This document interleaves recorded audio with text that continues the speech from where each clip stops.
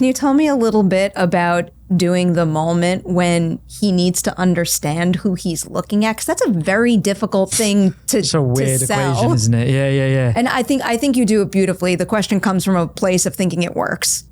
Good. Thank you, Phew. It's almost like it's a moment of horror. I kept on thinking.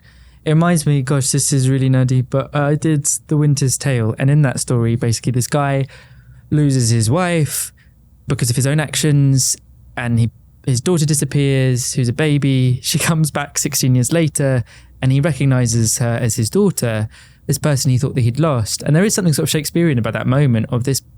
And then at the end of the play, spoiler, Winter's Tale, his wife then comes back to life as well. She was a statue. I mean, you think Alien Earth is crazy. You should read some Shakespeare. Yeah. There's something in that of like fundamental. It's almost like a parallel universe. They suddenly overlap, and two things that shouldn't exist at the same time do. This person who you thought you'd lost has been found, and that is there's a deeply unsettling uncanniness to that.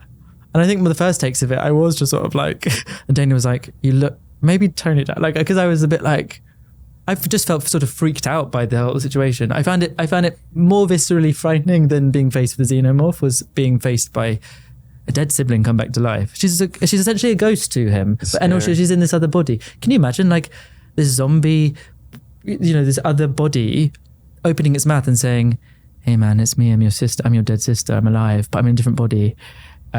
It's such a complex moment because I feel everything you're explaining right now, but also in meeting them at the beginning of the show while they're separate, I wanted them to come back together and have a reunion, but because of how complex the situation is, it can't be as cut and dry as a happy reunion. I know, and they've just got to keep moving, and they're chased by a xenomorph. That so like they've only got a moment to like, okay, let's keep going. And I think those questions therefore then end up getting unpacked through the course of the season.